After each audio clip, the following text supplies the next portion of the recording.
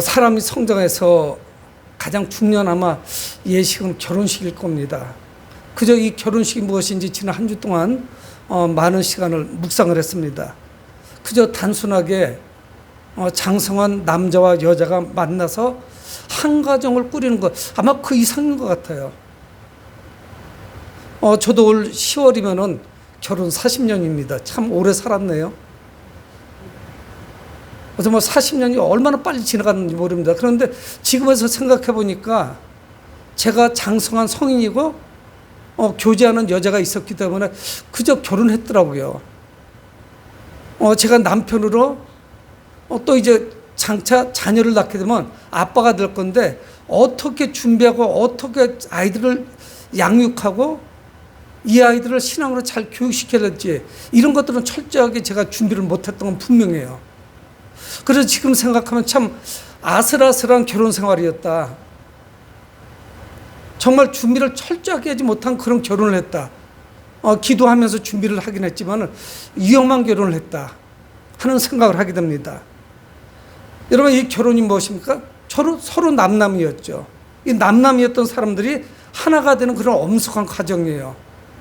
좀 많은 것을 준비해야 되고 또 결혼에 대한 어떤 환상만 가지고 또한 되는 것도 아니고, 그러니까 이것이 가장 중요한 것이 뭐냐면 결혼은 물질혼이 아니고 인격혼이죠. 그래서 서로가 남자와 여자가 서로를 신뢰하지 못하면 이 결혼은 오래갈 수도 없고 행복할 수도 없습니다. 오늘 시편은 그렇게 시작이 되는데 1절 앞부분에 보면은 고라의 자손 맞쓰길 사랑의 노래 이렇게 시작을 합니다.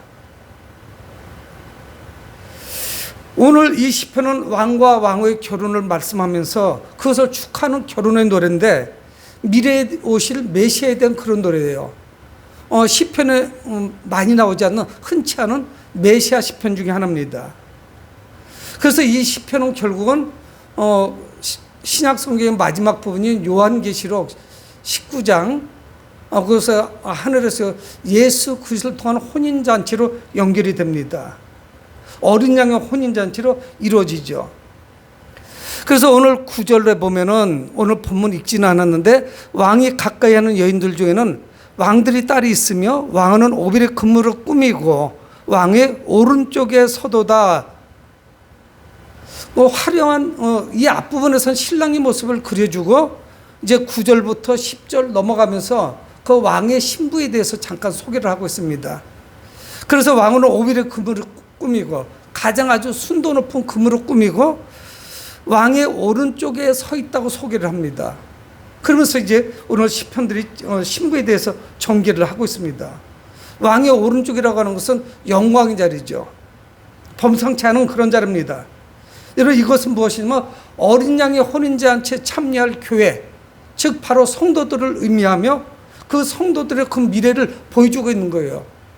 참 묘하죠? 이 성경은 여러 군데에서 하나님과 신부되는 이스라엘 백성,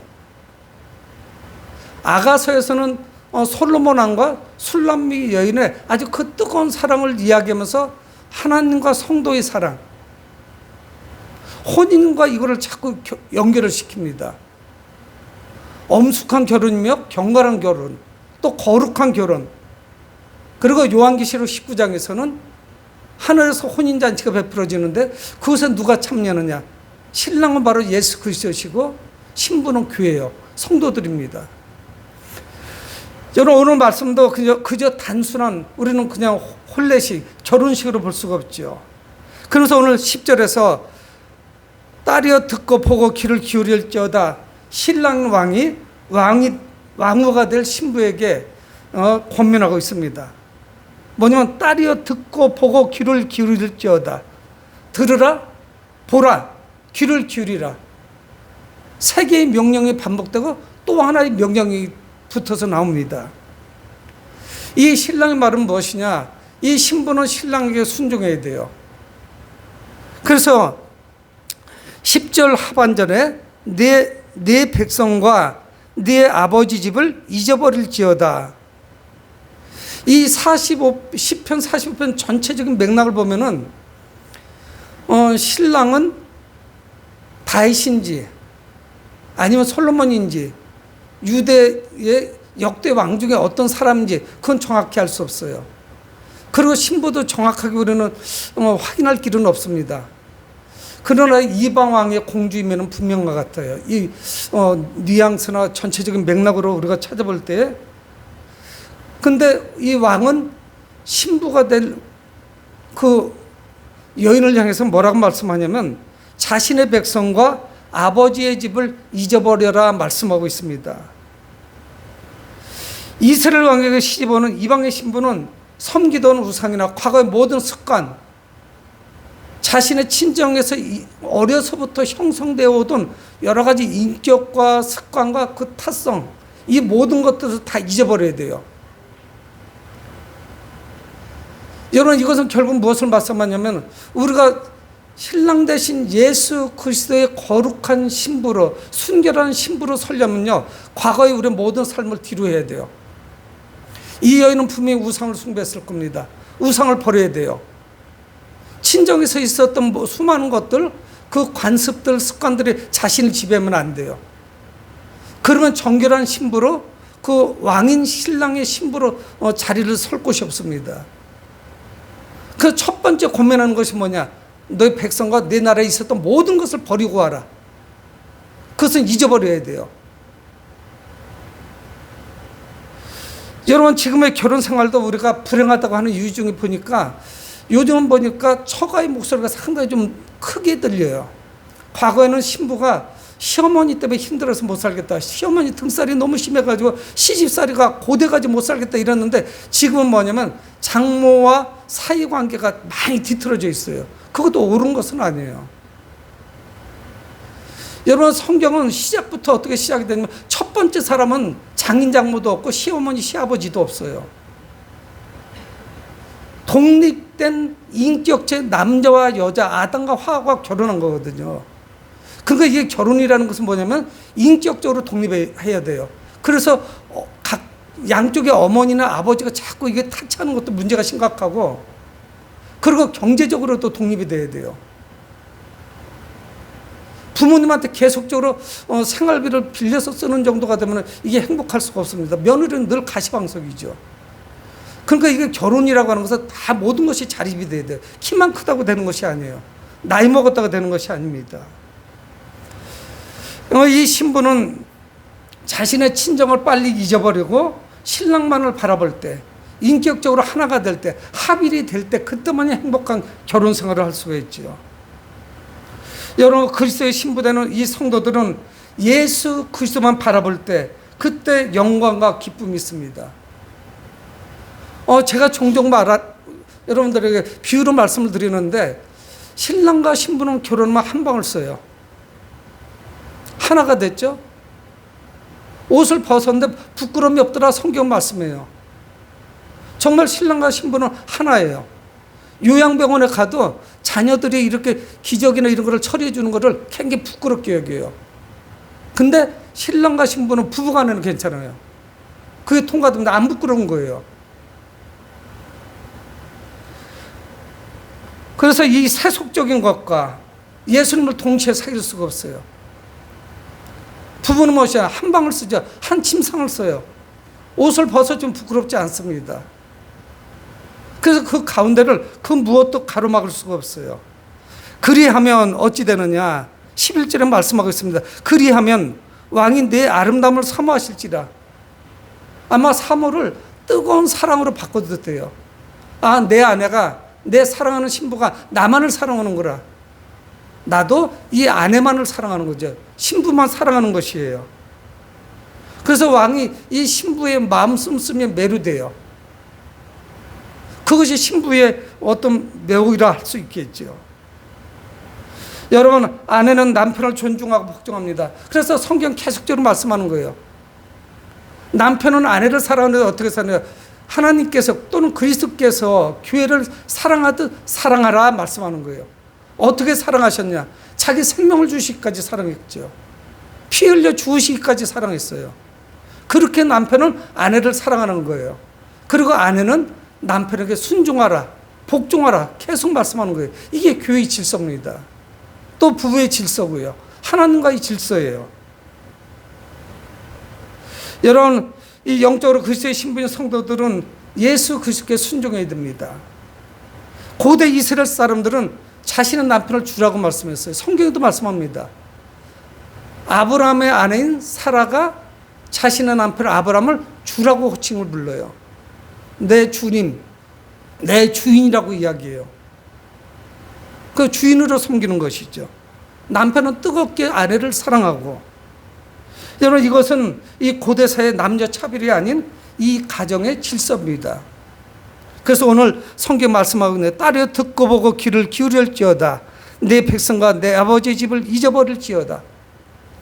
여러분, 그래서 우리가 주님을 사랑하는데 우리 주님과 우리 사이에 끼어드는 것, 이건 모두 우상이라고 하는 거예요.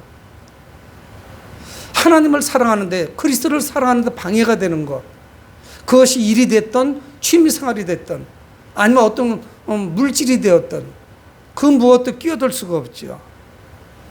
여러분, 우리는 그리스도의 신부로서 옛사람을 벗어버리고 새 사람으로 덧입습니다. 새 사람이 되는 것이죠. 성도가 그리스도의 신부로 그분과 연합하려면 과거의 모든 질서를 버려야 돼요. 그거에 미련을 두면 안 됩니다. 신부가 신랑을 바라보는 것은 마땅한 것이고 이로 인해서 신랑의 사랑을 받게 되는 것이죠. 우리 12절을 한번 같이 읽어볼게요. 12절 시작. 두로에 따른 예물을 드리고 백성 중 부한 자도 내 얼굴 보기를 원하리로다. 두로에 따른 예물을 드리고 백성 중 부한 자도 신부의 얼굴 보기를 원한다. 성경이 이렇게 말씀합니다. 신부의 과거의 신부는 중요하지 않아요. 중요한 것은 뭐냐? 사람들은 왕의 아내인 왕으로 대우를 합니다. 그저 신부가 아니에요. 왕비로 대접을 하죠. 그렇게 대우하는 것이에요. 우리 성도들은 예수 그리스도 때문에 예수님의 그 존귀와 영광을 함께 누릴 수 있는 거예요. 주님의 그 영광을 우리는 공유합니다. 그러면서 13절에 왕에 따른 궁중에서 모든 영화를 누리니 그의 옷은 금으로 수놓았도다. 여러분, 우리 옛말에 여자 팔자는 뒤움박 팔자라는 말이 있습니다. 뭐 좋은 의미는 아니죠. 그저 여자가 남자에게 의존성이 높다는 것을 말합니다. 또 여자 팔자는 두레박 팔자라는 것도 있어요. 의미는 아마 비슷한 것 같아요. 두레박 팔자는 왜 두레박 팔자라고 했는지 그것도 쉽지가 않죠. 두레박이 우물 속에 들어가면은 방향이 좌우로 막 흔들립니다. 어느 쪽으로 해서 떠질지 몰라요. 좌인지.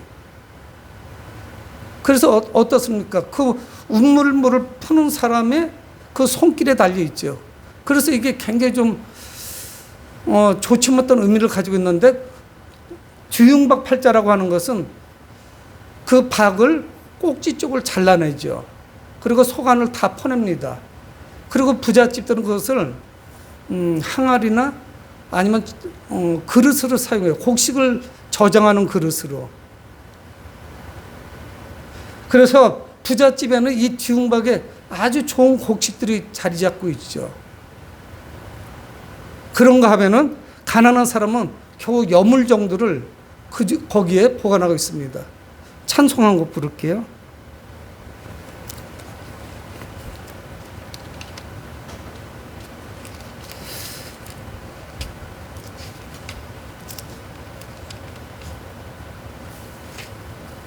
(200장) 한 곡 부르겠습니다.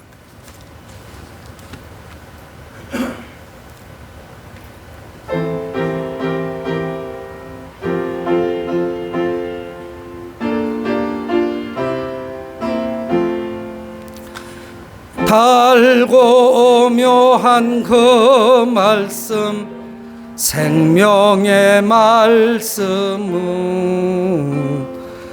귀한 그 말씀, 진실로 생명의 말씀이 나의 길과 믿음 밝히 보여 주니 아름답고 귀한 말씀 생명샘이로다. 아름답고 귀한 말씀 생명샘이로다. 귀한 주님의 말씀은 내 노래 되도다. 모든 사람을 살리는 생명의 말씀을 값도 없이 받아 생명길을 가니 아름답고 귀한 말씀 생명샘이로다.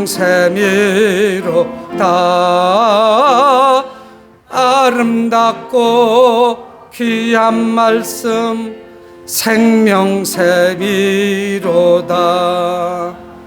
널리 울리어 퍼지는 생명의 말씀은 마음의 용서와 평안을 골고루 주나니 다만 예수 말씀 복고 복을 받네. 아름답고 귀한 말씀 생명샘이로다. 아름답고 귀한 말씀 생명샘이로다. 아멘. 그래서 우리 옛말에 여자 팔자는 뒤흉박 팔자다. 이거는 굉장히 숙명적이에요. 운명론적이에요. 이 남편이 어떤 사람인지 모릅니다. 교제를 해서 깊이 아는 것도 아니고 교제를 오래 해도 뭐 알 수가 없어요. 결혼 생활을 오래 하신 분들은 알지만 그 성품이 살아가면서 하나씩 나타나죠. 아, 이 사람이 이런 단점이 있었네? 이런 장점이 있었네? 서로 교제를 하고 연애할 때는 전혀 몰랐던 그런 단점이 자꾸 드러나죠. 근데 이 여자 팔자는 뒤흉박 팔자, 이건 얼마나 운명론적인지 몰라요. 그저 남편에게 모든 것이 다 달려 있어요. 그래서 그 창고에 뒤흉박이 있는데 그것이 일종의 항아리 아니 뒤주 같은 역할을 해서 그것에 아주 좋은 그런 곡식이 들었으면 이 사람은 부자고, 그 뒤흉박도 적고, 아니면 그저 짐승을 먹일 수 있는 여물 같은 것만 들어있는 아주 값싼 거, 이런 것만 들어있는 그런 가정, 이거 알 수가 없죠. 똑같은 뒤흉박인데 여러 번 알아요.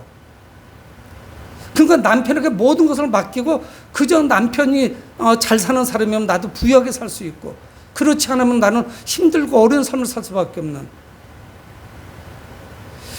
이런 식으로 내 결혼의 삶을 전부 맡길 수는 없죠. 근데 오늘 성경은 어떻게 되느냐, 그 모든 것을, 과거의 모든 삶을 내려놓고 이 신랑은 왕의 신부가 되었을 때 그의 신분 자체가 모두 수직 상승하는 거예요. 모든 것이 뒤바뀌게 되는 거예요. 신부는 궁중에서 온갖 영화를 누립니다. 금으로 수놓은 옷을 입은 신부는 왕께로 인도함을 받죠. 그래서 조금 전에 우리가 같이 읽은 것 같이 12절에 두로에 따른 예물을 드리고, 이방의 딸들이 이 신부에게 예물을 드리고, 백성 중 부한 자도 유력한 사람들도 그 신부 얼굴을 보기를 원하리로다. 13절에 왕에 따른 궁중에서 모든 영화를 누리니 그의 옷은 금으로 수놓았도다. 이 신랑의 신부가 되었기 때문에 그의 모든 신분이 수직 상승되었음을 말씀하고 있습니다. 여러분, 영부인은 그냥 되는 것이 아니에요. 남편이 대통령이 되기 때문에 유일하게 대한민국에서 한 사람, 그 어느 나라고 국가 원수의 부인을 영부인이라고 하는 거예요. 자기가 대통령이 된 게 아니에요. 덩달아 남편 때문에 영부인이 된 것입니다. 여러분, 그래서 이 신부도 그저 그런 사람이었는데 그 왕의 신부가 되었기 때문에 그를 우러러 보는 거예요. 수많은 사람들이 바라보는 거예요. 신분이 바뀌어버렸어요. 왕후가 되었습니다. 왕비가 되었어요. 영부인이 되었어요. 여러분, 이것은 우리에게 무엇을 말씀하고 있느냐? 우리가 주님의 거룩한 신부가 되어서 우리의 모든 과거의 모든 것을 뒤로 하고 주님을 따를 때 우리는 정결한 신부로서 우리가 어떤 신분이 될 것임을 말씀하고 있습니다. 우리가 예수 그리스도를 믿는 순간, 그분을 영접하는 그 순간에, 그분의 거룩한 신부가 되는 그 순간에 우리는 죄인에서 의인으로 신분이 탈바꿈하는 거예요. 놀라운 일들이 나타나는 거예요. 허접한 인간이 아닌 거예요. 보잘것없는 그런 사람이 아닌 거예요. 우리 친정은 가난한데, 우리 친정은 어려운데, 그것이 아니에요. 모든 것이 뒤바뀌는 거예요. 왕이신 하나님, 왕이신 예수 그리스도의 정결한 신부로 신분이 완전히 바뀌어버리는 거예요. 여러분, 이거는 수직상승이라고 표현할 수도 없습니다. 그건 너무 경망스러운 거예요. 주님께서 우리를 거룩한 신부로 받아주시는 거예요. 우리의 신분 자체가 바뀌었어요. 우리는 의인들이에요. 그래서 오늘 14절도 말씀합니다. 수놓은 옷을 입은 그는 왕께로 인도함을 받으며, 금으로 수놓은 옷을 입고 화려한 옷을 입고 왕께로 인도함을 받는데요. 시종하는 친구 처녀들도 왕께로 이끌려갈 것이다. 뒤를 따르는 처녀들, 이런 처녀들까지 기쁨으로 즐거움으로 함께 동참해요. 우리의 신분이 완전히 뒤바뀌었음을 말씀하고 있습니다. 여러분, 죽음에서 우리가 생명으로 나아가니 그 기쁨이 얼마나 크겠어요. 우리는 죽음의 그 사망의 음침한 골짜기로 가는 것이 아니라 주님의 손에 인도되어서 그 생명으로, 영생으로, 그분의 침상으로, 그분의 나라로 인도되니 그 상황은 표현할 수가 없지요. 그러니까 아마 여기 이 신부를 따르는 둘러리들일 거예요. 고향에서부터 함께한, 이들도 함께 기뻐하고 즐거워하는 것을 말씀하고 있습니다. 여러분, 우리는 누구냐? 우리 모두 다 죽음에서 생명으로 나가는 자들입니다. 기쁠 수밖에 없어요. 감사가 넘칠 수밖에 없어요. 우리 모두가 주님의 그 인도하심을 따르게 될 것입니다. 여러분, 우리는 예수님의 재림 때 신랑이신 예수님을 기쁨으로 맞이하게 될 거예요. 그래서 계시록 19장 9절에 천사가 내게 말하기를 기록하라. 어린 양의 혼인잔치에 청함을 받은 자들은 복이 있도다. 말씀하고 있는 거예요. 주님께서 신랑이 되셔서 우리를 인도하실 거예요. 그 어린 양의 혼인잔치에 청함을 받은 자들은 복이 있도다. 세상의 복과는 비교할 수가 없습니다. 어린 양이신 예수 그리스도, 어린 양으로 십자가에서 죽으신 예수 그리스도의 신부로 우리가 부름을 받을 때 그거는 상상할 수가 없을 거예요. 여러분, 종종 결혼식에 가보면은 신랑과 신부가 입장을 하죠. 신랑이 먼저 입장하고, 요즘에는 또 많이 바뀌어가지고 주례가 없는 경우도 허다하게 많습니다. 그래서 대개 신랑의 친구들이 와서 사회를 보는 것으로 끝나요. 그리고 신랑의 부모님들 중에 한 분 정도, 신부의 부모님들 중에 한 분 정도가 덕담을 건네주기도 하고, 심한 경우는 제가 보고 웃기도 했지만 막 춤을 추기도 해요. 신부도 나와서 춤을 춰요. 막 굉장히 비트가 빠른 이런 음악을 틀어주고, 그러고서 즐겁게 보냅니다. 뭐 그걸 나무랄 수는 없어요. 여러분, 그런데 그 결혼식에 참여했을 때 그 거룩함을, 그걸 잊을 수가 없어요. 결혼식에 참여할 때마다, 특히 저는 남자인데 신랑으로 입장을 해봤는데 신부가 입장할 때는 무엇인가 이 안에 또 다른 느낌이 있어요. 아, 거룩한 어떤 한 쌍의 시작을 하는구나. 하나님의 은혜 가운데, 하나님의 축복 가운데 이들이 평생을 갈 수 있도록 기도하죠. 눈을 뜨고 있지만 그 느낌이 달라요. 그래서 그 웨딩 마치고 흘러나올 때 어떤 때는 마음이 숙연해지고 어떤 때는 눈물이 핑 돌 때도 있어요. 이게 뭐지? 딸을 키워서 그런가? 무엇인가 다른 그 무엇이 있죠. 근데 주님과의 그 결혼식은 어떻겠어요? 남의 자녀 결혼식에도 가서 우리가 숙연해지는데 신랑 대신 예수 그리스도 어린 양의 혼인잔치에 우리는 신부로서 초청을 받을 거예요. 그저 둘러리가 아닙니다. 그저 하객으로 가서 축하해 주는 게 아니에요. 신부가 누구냐? 바로 교회요. 여러분들인 것이에요. 그래서 이 구약의 시편에서 먼 미래에 오실 메시아를 찬양하고 있습니다. 그래서 이거를 메시아시라고 그래요. 그저 단순한 이스라엘의 왕, 유대의 왕의 결혼식이 아닙니다. 그냥 화려하고 먹을 것이 많은 잔치 이런 정도로 끝나는 것이 아니죠. 이 신랑과 신부의 결혼식, 온 성이 잔치예요. 모두가 기뻐합니다. 여러분, 교회는 거룩하신 예수님과 연합하여 거룩한 삶을 사는 성도들이에요. 그래서 우리는 이 땅에서도 거룩한 신부로서의 삶을 살아가는 거예요. 여러분, 우리의 마르지 않는 기쁨은 어디로부터 나올까요? 신랑 대신 예수 그리스도로 나오는 거예요. 여러분, 이 세상을 바라보면 우리는 낙심합니다. 눈물 지어요. 슬픔뿐이에요. 마땅한 것이 없어 마음에 안 드는 것이 너무 많아요. 무엇인가가 내가 계획하고 생각한 대로 일이 굴러가질 않아요. 그래서 때로 슬퍼요. 왜 하나님 저의 음성을 들으시지 않나요? 그러나 그 회복의 날이 옵니다. 그날이 언제냐? 어린 양과의 혼인잔치예요. 우리는 그 순결한 신부, 우리는 연상이 되죠. 신부가 드레스를 검정색 입고 들어가는 거 못 봤어요. 그 새하얀 옷을 입고. 성경은 세마포 옷을 입었다 이렇게 말씀하죠. 그리고 신랑에게 인도가 됩니다. 여러분, 근데 이거로 끝나면 안 되죠. 신랑과 신부가 결혼하는데 혼인잔치만 화려해요. 근데 정작 결혼 생활은 불행하다. 그러면 이거는 아무 소용이 없죠. 결혼식은 화려한데 그들의 삶은 참 곤고하고 힘들다, 피곤하다. 그리고 이 사람이 내 배우자로서 마땅한 사람인지 서로를 의심한다. 내가 지금 행복한 결혼 생활을 하고 있는 것인지. 여러분, 그런 결혼식이라면 의미가 별로 없죠. 근데 오늘 성경은 결혼 이후에 그 결혼 생활에 대해서도 말씀을 합니다. 그 결혼 생활은 어떠냐? 행복해요. 그래서 오늘 성경 16절에 왕의 아들들은 왕의 조상들을 계승할 것이라 왕이 그들로 온 세계 군왕을 삼으리로다. 성경 말씀하고 있습니다. 이제 미래에 태어날 왕의 자녀들, 왕자들이죠. 그 왕자들이 왕의 조상들을 계승할 것이라는 거예요. 여러분, 베드로는 말씀하고 있습니다. 너희는 왕 같은 제사장이라 말씀해요. 왕과 같은 존재가 되는 거예요. 그래서 왕은 그들을 온 세계의 왕으로 삼았다고 성경 말씀하고 있습니다. 그러니까 그 어린 양 예수 그리스도의 신부로서만 남는 것이 아니라 그 후손들까지, 자녀들까지 모두 왕으로서의 삶을 살아간다고 성경은 말씀하고 있는 거예요. 그래서 그 결혼 생활이 행복한 것을 말씀하고 있습니다. 왕의 왕조가 끊어지지 않고 온 땅에 미치게 되죠.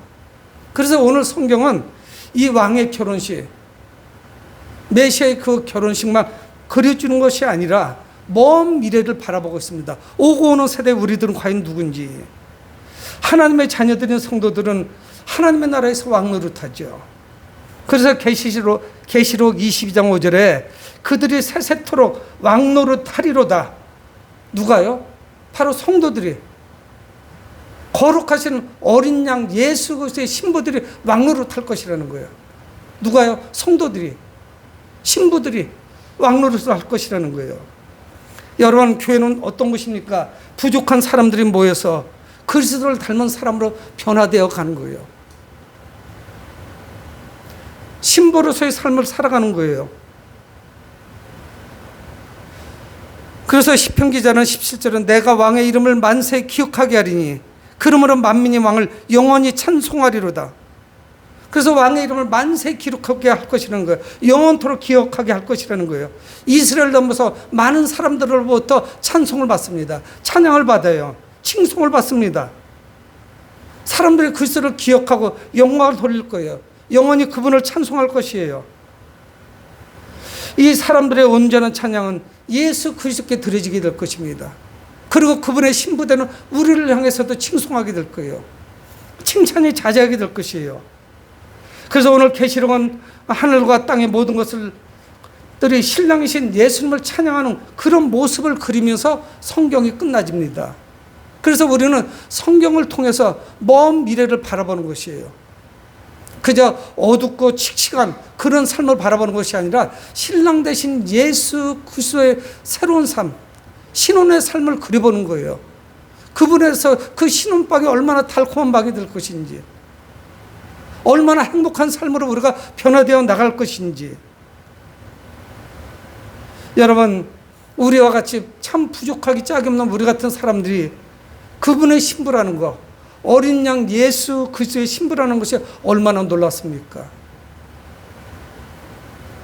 여러분, 왕의 결혼식은 예수님과 그분의 교회의 관계를 보여주고 있습니다. 우리가 누구냐? 그분의 신부라는 것이에요. 만왕의 왕이신 예수님은 온 세상을 통치하십니다. 또한 우리는 누구냐? 그분의 정결한 신부예요. 하나님의 생명책이 기록된 그분의 신부예요. 우리는 신부로서 거룩한 삶을 살아가야 됩니다. 신랑이신 예수님은 그분이 누릴 것을 우리와 함께 공유해요. 왕이신 그분, 신랑이신 그분, 신부는 우리, 부족하고 연약하지만 우리를 함께하게 해요. 그래서 그분의 영광에 우리가 동참하도록 하십니다. 여러분, 신부는 신랑이신 예수님을 기쁘게 해드려야 됩니다. 사랑하는 성도 여러분, 우리의 남은 삶을 신랑이신 예수 그리스도 앞에 부끄러움 없는 삶이 되도록, 신부의 삶이 되도록 그런 삶을 살아가시길 주의 이름으로 축복을 드립니다. 고마우신 아버지 하나님, 주의 은혜를 감사합니다.